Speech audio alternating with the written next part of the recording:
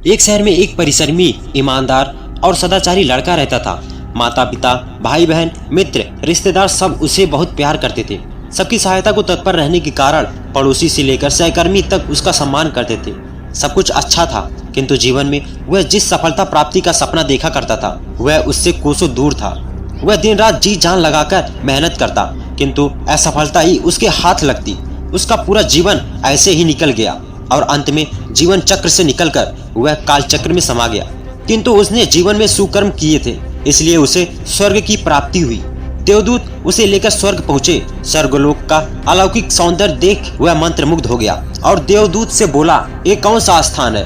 देवदूत ने कहा, ये स्वर्गलोक है। तुम्हारे अच्छे कर्म के कारण तुम्हें स्वर्ग में स्थान प्राप्त हुआ है।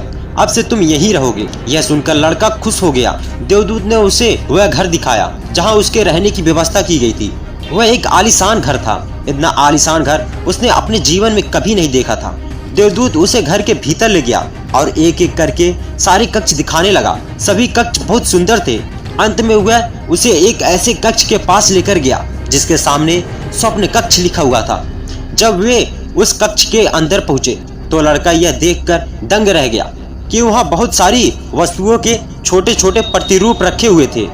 ये वही वस्तुएं थी जिन्हें पाने के लिए उसने आजीवन मेहनत की थी, किंतु हासिल नहीं कर पाया था। आलीशान घर, कार, उच्च अधिकारी का पद और ऐसे ही बहुत सी चीजें जो उसके सपनों में ही रह गए थे।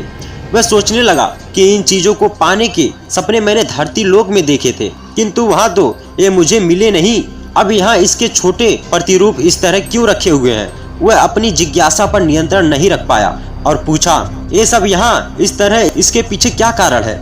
देवदूत ने उसे बताया, मनुष्य अपने जीवन में बहुत से सपने देखता है और उसके पूरा हो जाने की कामना करता है, किंतु कुछ ही सपनों के प्रति वह गंभीर होता है और उन्हें पूरा करने का प्रयास करता है। ईश्वर मनुष्य के हर सपने पूरा करने की तैयारी करते हैं, लेकिन कई बार असफलता प्राप्ति से हताश होकर और कई बार दृढ़ निश्चय की कमी के कारण मनुष्य उस क्षण प्रयास करना छोड़ देता है जब उसके सपने पूरे होने वाले ही होते हैं। उसके वही अधूरे सपने यहाँ प्रतिरूप के रूप में रखे हुए हैं। तुम्हारे सपने भी यहाँ प्रतिरूप के रूप में रखे हैं। तुमने अंत समय तक हार ना मानी होती तो उसे अपने जीवन में प्राप्त कर चुके होते। लड़के को अपने जीवन काल में की गई गलती समझ आ गई, किंतु मृत्यु पश्चात अब वह कुछ नहीं कर सकता था। मित्रों, किसी भी सपने को पूर्ण करने की दिशा में काम करने के पूर्व यह दृढ़ निश्चय कर ले कि चाहे कितनी भी मुश्किलें क्यों ना आए, चाहे कितनी बार असफलता का सामना क्यों न करना पड़े, अपने सपनों को पूरा करने की दिशा में तब तक प्रयास करते रहेंगे जब तक वे पूरे नहीं हो जाते।